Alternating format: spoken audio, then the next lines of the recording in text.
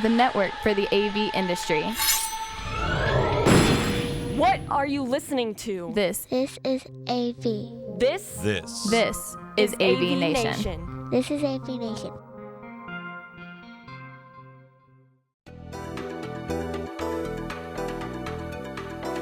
Greetings and welcome, everyone, to this episode of AVNation TV's Connected. I'm your host, David Danto, and I have a co-host to the show. Tim, say hi to everybody, the founder of AVNation TV.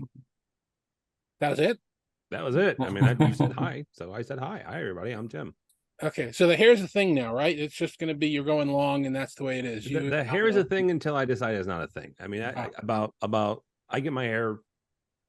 I have a hairstylist touch my hair every 6 weeks. I almost said cut, but about 2 times ago, I was about done with it, and then I did an interview with a young man from Cedia who is about 10 years older than me and has a much more luscious head of hair. And I'm like, nope, if Peter can do it, I can do it. Peter and Maldo and some of the other people. Okay, so let's not get... Maldo's a bit, yeah. Maldo's You're not going to go purple. Okay, no problem. Our guest for this show is our good friend, Steve Koenig. Steve, say hi to everybody. Remind everyone who you are and what you do.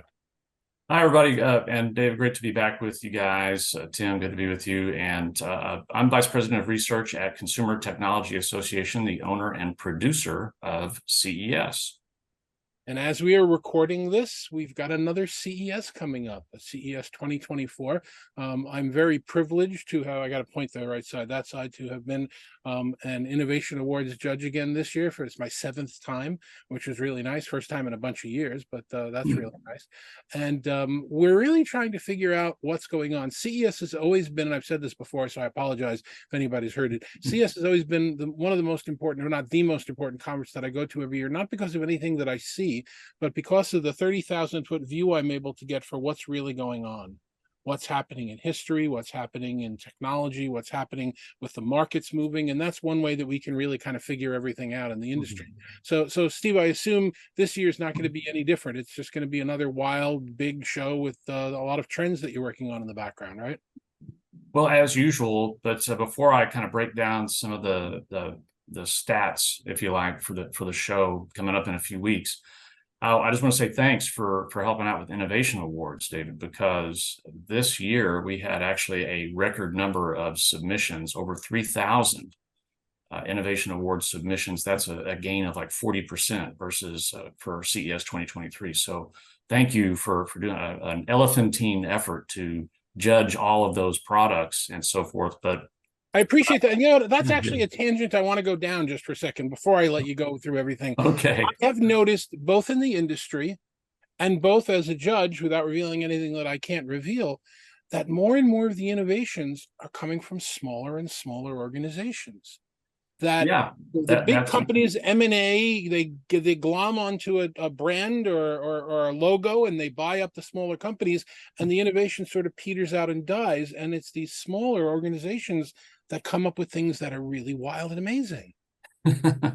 Well, we get I'm glad you noticed. And also, I just think is just over the past 10 years and change, as technology has just diffused across the entire economy, that's also playing a role into just more of the going beyond the usual suspects, if you like. Now, we get plenty of submissions from those usual suspects as well, and a lot of great innovations coming from those larger tech companies. But you're right, a host and a very long tail, in fact, of smaller SMEs, fantastic innovators, some of whom will be at Eureka Park, which will have over 1,000 startups from around the world. But a little bit about the show. I think we're going to be close to pre-pandemic proportions at CES 2024. It's going to be a fantastic event. We're expecting over 3,500 exhibitors from around the world. I mentioned the 1,000+ startups at Eureka Park. But in terms of attendance, probably over 130,000 trade professionals, again, from over 150 different countries, territories, and other regions. So a truly global event, and which is why we say that CES is the most powerful tech event on the planet. And certainly, I think there's going to be just no shortage of just cool gadgets, insightful trends, and just mind-blowing innovation, all at CES 2024. Well, Steve, actually, I want to go down Eureka Park for a second because I made no bones. I had never been to CES before a couple of years ago, and Mr. Danto and you have been after me for years, and I finally got to it, right? And my favorite part, I love big, ginormous displays. Don't misunderstand. I like gadgets. I'm a big headphone junkie, and my kids will tell you I have more headphones and earbuds than I care to admit. But Eureka Park was my favorite part of that entire experience because, like you just said, it is hundreds, if not thousands, of people who have come up with an idea, right? A kernel of an idea, and they're able to it's not overly expensive. They're able to come there and network with other like-minded technologists, possibly connect with a larger company. And yes, we can talk about some of the dark side of M&A, but also some of the positive of M&A, or at least positive part of the capital that's available at CES. There was a gentleman there that had developed a biometric lock, right? So basically, you put your thumbprint on it. Well, Yeah. he got connected to Yale, right? Yale's like, well, this is great technology. You're talking about Robbie Cabral of BenjiLock. Yeah, BenjiLocks. So he gets in part of Yale. Those success stories, I think, is what makes Eureka Park so innovative and so exciting to me. Talk for a second about, without revealing anything, but some of the things that we should expect to see this year in that incubator. Well, as I mentioned, over 1,000 startups from around the world. Several countries curate pavilions themselves, like the Netherlands and France, for example, but probably about a dozen of curated country level exhibit arenas that they're bringing startups over. And you're right about these nascent ideas, and a lot of them are looking for funding. And at CTA, we have an amazing program that actually connects startups with investors. It's called CTA Match, and that program actually runs a couple times a year. But CES is a major in-person connection point for obvious reasons. But yeah, it's truly amazing. So it's investors, I think, walk the halls of Eureka Park, but all of us as technologists also, I would say the enthusiasm, as you probably would agree, is palpable. It's just palpable, and they're so keen. And some of these ideas really are, I think, life-changing, world-changing, and have so much potential. And in fact, over the many years that Eureka Park has been part of CES, we've witnessed billions of dollars in funding for these startups, and that have really helped them, grow. And yes, some do get acquired, and I think that's just a natural part of business. But and those are business decisions. But it's just you could spend all 4 days of CES in 100%. Eureka Park, really. Yep. That's one of the things I learned early on in attending the show, and this is guy I didn't count, so I don't know, my 20th, my 25th, I don't know how many years I've been going there, something like that. It came to the point very early on after a few years that you realize that you cannot see the show. It is impossible for any one individual to see the show. You can either wander around and get a sense of it, or you can go with a team and divide and conquer and meet up every evening and have everybody share stories. But it's impossible. The show is too big for one person to really take it all in. Well, that's certainly true. If you're going to take it in any meaningful measure, I mean, maybe it is physically possible to actually visit every booth, but that would be a sprint every day. Yeah. But yeah, no, you're right. That's why when you register for CES, we make a lot of different planning tools like My Show Planner and Map My Show available, because we get it. It is a lot of territory to cover. In fact, CES 2024 will have over 2 million net square feet of space, net square feet meaning just under exhibit, not counting pathways and aisleways. So these planning tools are really helpful if you're going to CES.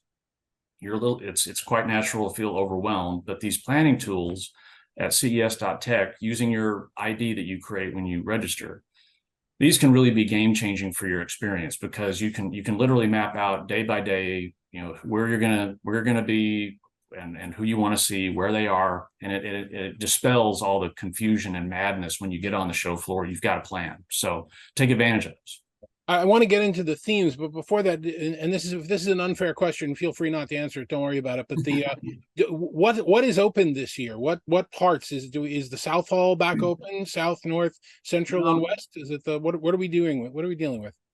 Yeah, no, just over in the LDCC area, you're going to have Central and North, and then of course the shiny brand new West Hall.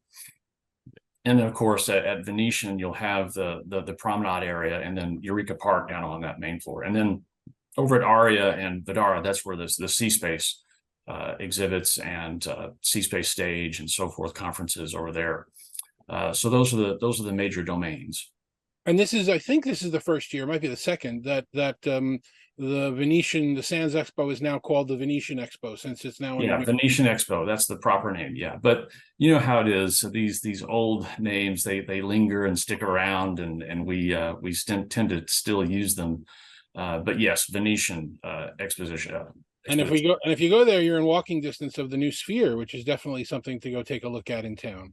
A lot of people, I think, and I reckon will be venturing over that way. I definitely think so. Okay, well, Tim and I will be there in town earlier than that for a digital signage show that's taking place. So we'll get it out of our system early. So what are you highlighting as the top themes for the show this year? Sure. Well, I would say first and foremost, artificial intelligence will be really, I think, the most omnipresent of technologies and trends thereof. Obviously, this whole year, there's been a lot of buzz and news around generative AI, and just all kinds of different companies are employing various aspects of Gen AI with their own data, with customer data, whatever it is. But what's interesting about CES is that really we'll be able to explore AI and the contributions it's making beyond just generative AI, which has really just dominated headlines and a lot of the discussion around AI, but thinking about computer vision, advancements there, also natural language processing, thinking about like digital assistants and being able to speak to machines and have them understand and then them speak back. But also robotic process automation, very, very important for automating, whether it's with robots or just other processes. But machine learning, deep learning, and these will be, there'll be examples of these from health technology and medicine right on through to agriculture and entertainment. So that's going to be the overarching, I think, major theme. You'll encounter AI and talking points around AI virtually at every booth at CES. But beyond that, I mean, there's a very long list of other very important and meaningful trends that we're delighted to see all the innovation thereof. Robotics, food technology, beauty tech is another that will be featured, which has been a trend over the past several years. But interestingly, L'Oreal of beauty industry fame is actually giving a keynote at the show. And that's a first. So beyond those trends, sustainability will also be another key theme. So there's just, and I can go on, but those are some of the big ones I think that we'll be able to see. Food and agriculture tech. I think I mentioned food tech, but we can't forget John Deere and the autonomous tractors and other heavy equipment over in West Hall. Always a showstopper. Well, and Steve, you mentioned something there when you going down the road of AI, and you mentioned John Deere, right? And agriculture is certainly there. You have beauty, transportation, all sorts of things. When somebody looks at CES, and is, again, my perspective from the outside looking in until I went was, oh, okay, this is a big giant tech show that that folks that are going to geek out on big TVs go to. When you're talking to folks, who should go to this? Because it feels like there's a little bit for everybody.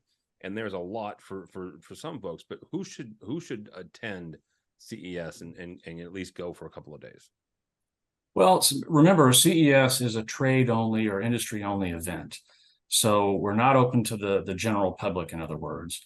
But that definition has really broad applications as we see and we witness across the show floor with all the different brands from L'Oreal to John Deere and everything in between. So the fact that technology now really overlays the entire economy and various sectors thereof, industry folk come from just a wide variety of backgrounds. But I think really if anyone in business that is leveraging technology, which is most business people these days, there's going to be something of interest, of deep interest at CES. And of course, those of us that are kind of in the tech industry proper, I would say CES is a must-see event and waypoint on the calendar each and every year. Yeah, and Steve, this is a conversation you and I have had multiple times over the course of the last 2 years. Hallway conversations, video conversations, all the conversations. Let's take 2 or 3 minutes to talk about Metaverse.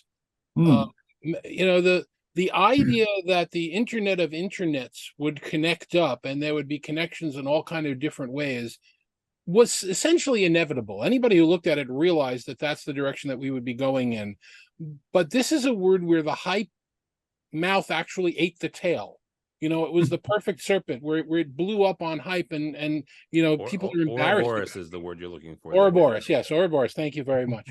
I didn't want to necessarily make that reference because people might go like Marvel and Loki, but that's okay. What's the lesson to be learned from Metaverse? I mean, there are still Metaverse technologies being talked about at the show, but I doubt that anybody's going to have it on a poster. I doubt that anybody's going to have it on a handout. I doubt that anybody's going to be talking about it, and that's because they're embarrassed to be. Well, on that point, you might be surprised, but I think you are right that definitely we're over the hype hurdle with Metaverse, and I think as I mentioned in my remarks for CES 2023, really there's two chief domains. You've got the consumer and more enterprise, and I think that early on there was a lot of enthusiasm and hype around on the consumer front. And different things that would be happening with virtual worlds and so forth. Actually, what's turned out to be true, and we predicted this and we pointed to this at CES 2023, and this is where I think Metaverse will be experienced at CES 2024, is more along the lines of industrial Metaverse. So thinking about digital twins, and I know that Siemens is part of that story, but there will be others talking about industrial Metaverse and how this, along with digital twins, is starting to be incorporated into various designs and planning and so forth. That being said, there still is a very large quotient of Metaverse type, and it might be fair to just let's just call it XR technologies. And the constellation of supporting technologies like haptics, for example. We actually have an area in Central Hall dedicated to XR Metaverse technologies. So that's where folks will be able to go to really lean into the current state of Metaverse more on the consumer front. But we'll get a flavor for. I don't think they'll necessarily be saying Metaverse potentially, but certainly for some of the things that represent that, like I mentioned with digital twins and how that, along with AI, is being incorporated.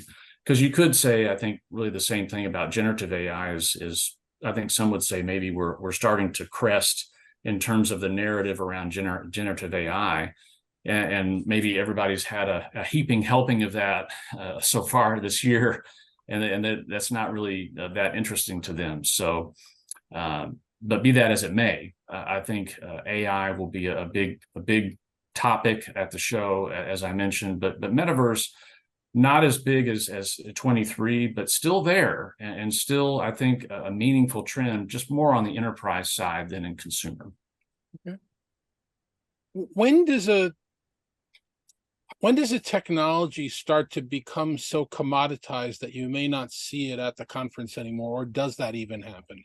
I mean, I'm thinking about the birth of Betamax and VHS, and we're all now doing digital recordings, which, by the way, are not transportable. So I guess we won and we lost that one at the same time. But the large screen displays, which there's still going to be plenty of this year. In fact, some short throw projection and laser projection, which rival some large screen displays, and the roll up screens and the roll up and roll down. But at what point does it become commoditized? A lot of the big players in displays, aren't even making them anymore because they can't make money on them. So is that a natural trend for everything, or is that only a few things? Well, I think that's just kind of part of business and the product life cycle, where you have, across the product life cycle, you have these venerable categories like TVs that are heavily commoditized. The annual shipment run rate in the US is right around 40 million units per year. So that's quite a few TVs being shipped each year just in the United States alone. But just witness the innovation that's taking place in that space, and to the delight of consumers as competition drives down prices and makes these technologies more affordable. Because everybody wants at least I think so, a bigger screen each and every time they upgrade. Let's go a little bit bigger. Let's go a little bit bigger, and happily those screens are out there. But yeah, so all these tech, whether it's all these core devices from laptops and all these screen devices, TVs, laptops, smartphones, tablets, all these, we still continue to see tremendous innovation, and they're present at CES.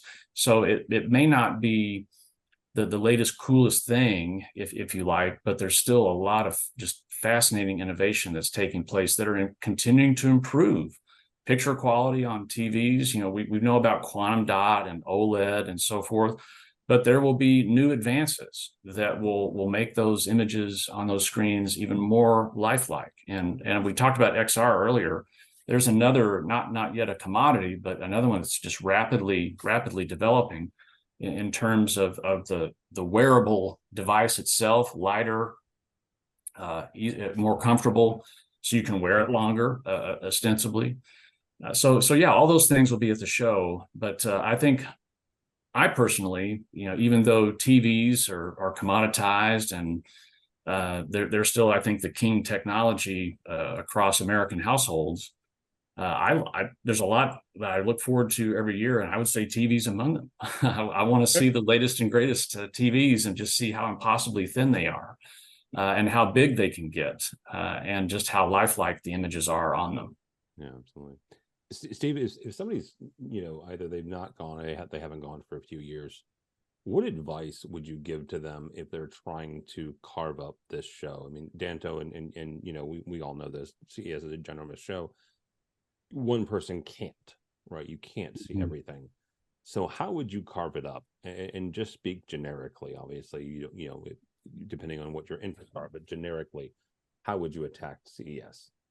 Yeah, well, like I said, online, I mean, it depends on interest areas. I would start there. What are the areas of interest that you're hoping to see? Or it could be what's the list of brands and so forth. But looking at the show through the lens of different themes, I think, is helpful. And we do our part to try and curate to some extent. Like I'll give you an example. In North Hall, we have the health technology area. And that's where you'll find exhibitors and companies great and small, from the likes of Abbott, that we know well, to very small, probably startup level of small businesses in health technology. And then just adjacent to that is really an area for more AI, robotics. We have smart cities.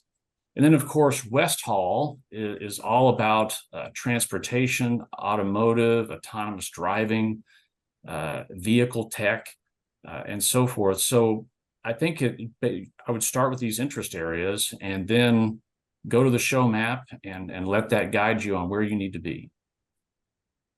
So let me ask you, and forgive me if this is an uncomfortable question, because I'm not trying to put you on the spot or anyone on the spot, but when we talk about and I want to get my years right, 2022 was the virtual show, right?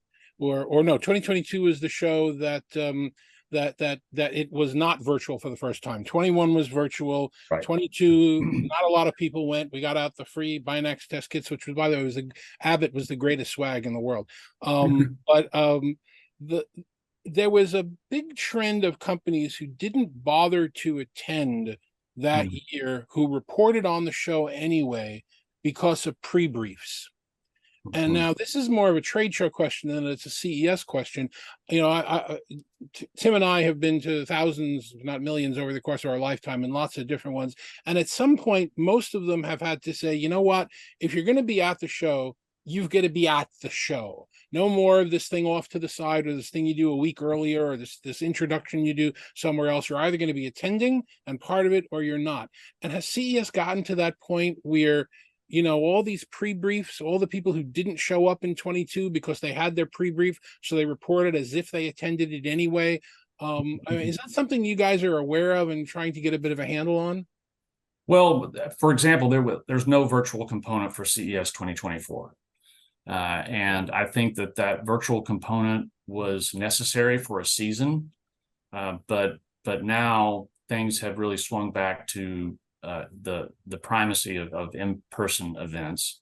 And so, as I mentioned, there is no virtual CES 2024, but companies still will, you know, they make their announcements, and then that may be, you know, right now we're starting to see a rising tide of press releases from different brands that will be exhibiting, previewing, you know, what because they're trying to attract attention, and they want to get on people's plans for the show as they're attending.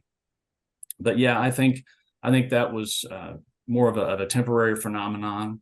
One other interesting trend that I've noticed, and this is again more, like you said, more of a trade show dynamic than a CES specific dynamic, but there are many booths that still have more of an open format, and there seems to be a growing number, still small, and these tend to be the larger exhibits that are more curated. They have a queue, and I like to.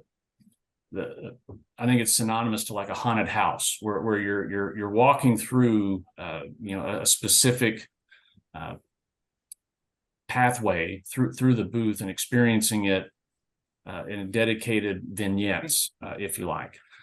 So we may see a little bit more of that here and there. It's again from larger brands, bigger booths, but several that are still kind of the open dynamic. So that's one thing I think that will be interesting to see, is that the booth design is starting to also change, and brands are starting to be a little bit more curated maybe in their approach of telling their story at the show. Well, you have to, right? Because, you know, number one, it's an investment. It's an investment in time, obviously, and money. But you've got a different clientele, and that clientele evolves over the years. And, you know, Danto mentioned the one in 22, where you had, you know, again, first of all, that was my first time, and you know, David said it was a perfect one to go to because it was less attended, and apparently the restaurants, you know, aren't always open whenever you want at CES, but you have to, because you know you've got larger brands, but also you have a differentiating of a buyer. Right. I mean, it's, you know, whether that is, you know, the buyer for a convenience store or a large chain, these folks really are departmentalizing, I guess, if I can use a word, what they're looking for. And so what the buyer for Target is looking for is certainly different than what the one for Kohl's is. Yeah, they're both department stores, but they're still, you know, distinctly different audiences. Mm-hmm. Yeah, that's true, and I think you're onto something there. With you know, it is an investment, and I think that brands maybe want to have more of a tailored and kind of guided experience to communicate their key messages. But at the same time, there's plenty of kind of choose your own adventure type booths and so forth. But the other thing I love about CES is that you have these tremendous, I mean, talking about investments, I mean, millions of dollars spent on these experiences, huge brand presence, whether it's indoors or outdoors. But then you also have just these small companies with a 10 by 10 booth, and they still have some amazing tech, an amazing experience. Yeah, maybe there's not, big colorful lights and a stage with performers like we've sometimes seen at the show, but it's still at its heart. It's just such incredible innovation. Some of it has more window dressing than others, but at its heart, it's still just raw technology innovation that is just so game changing and cool. But yeah, it's going to be neat to see. Again, whether you're at Tech East or Tech West, there's going to be a ton of innovation to see. So let's do. It was 22 where Tom Holland showed up, so that was the window dressing there. So. Yeah. Over the years, I mean, I've seen private Huey Lewis on the news while he was still performing. We had some private showings of theirs, and some amazing experiences that I've had at CES that I would never have anywhere else. So I do appreciate that, and we do need to comment about the fact that just as we're recording this now, the deluge of press and analyst emails is just starting. We're starting to get 3, 4, 5 a day. As we get through December, close to Christmas, it's going to be something like 50, 60, 70 a day. We still get a few during the show. And then there are the 3 or 4 we get when the show's over, which I always reply saying, look, if you want me to see that, we need a seance. So it just expect the emails to come through if you're registered. Steve, give us the logistics as a sort of a wrap up here as a last question. If anybody wants to attend the show, where do they go? Where is it taking place? What are the dates? How do they find out? Yes, no problem. Yeah, well, so basically to register, you would go to ces.tech/register. And the show will be the 9th to the 12th, 9th, 10th, 11th, and 12th. It's a Tuesday through Friday event. And so a lot of people like that. It's all during the work week, not overlapping the weekend. Yeah, and get registered because I think the price goes up soon. But much success. And again, those planning tools are there that I mentioned before. So take advantage of those because they can really, I think, boost your CES experience because you'll attend the show with a plan in hand. And from the bottom of my heart, thank you again for the few years where you start CES not right after New Year's, where there's a little bit of a break, because that makes life a lot easier for everybody. That's why they did it, Danto, because it makes your life easier. No, I'm sure that's not why they did it. That's probably the show dates change. The show dates change from year to year, and last year was a little early. But yes, this is, I think, one that's more of a happy medium between later and earlier. So it should be pretty manageable. And like I said, everybody likes it when the show is contained during the work week and not like fully overlapping the weekend or even starting on the weekend. Yeah, well, you get some of the press conferences taking place on that Sunday and Monday. Right. And, yes, this is true. This is true on those two media days. But absolutely, I mean, the biggest prayer that I'm hoping for is nothing to do with CS. I hope they've taken down all the F1 gates. It was a mess in Las Vegas the last time I was there. So I'm kind of hoping that the city will look a little bit more like normal, which isn't normal for any city. They say that the city flag symbol is a traffic cone, but let's hope that we can all get around relatively easily and do things. Well, CES has a lot of transportation options, and those options can also be seen and reviewed and so forth at ces.tech, whether it's our shuttle buses from hotels that take you to different show venues, or the Venetian Express that goes back, or we have the new Teslas in the tunnel, the Vegas Loop, and that's another great way to get between venues, at least from Central Hall environs over to West Hall. Very, very convenient and quick. It just puts you on the far side of West, which is not that big. That way you can work your way back. Yeah, absolutely. It's something I used last year, and it was very convenient. And one bit of advice that I'll give from a personal standpoint, having attended the show so many times before, when you plan out what you're going to be doing for the days that you're there. Try and make your plan so that you're not spending the middle of the day in the transportation. No matter how good it is, don't plan on going to Hall A and then transport to Hall B and then transport to Hall A or Hall C, because that's, spend a day, at the convention center, spend a day at the Venetian, spend a day wherever you're going to be. Try and avoid getting stuck in the middle of traffic, because even with the best shuttles and transportation, it's a schlep and you're wasting a lot of time. Yeah, and obviously the Las Vegas taxis are omnipresent everywhere, but for me, I've had a lot of success with Uber and Lyft as well. Mhm. And we have dedicated pickup points around the show for that, so that makes it usually easy and convenient. But you're right, David. It's the logistics can be challenging, so you're better sticking to one location for the day, and you'll be better off for that. Tim, any last words from you before we close this out? No, I mean, I would, again, I'm heading in this year. We're bringing Patrick along from our team, who's been not as many times as David, but still quite a few. So I'm looking forward to having that experience as well.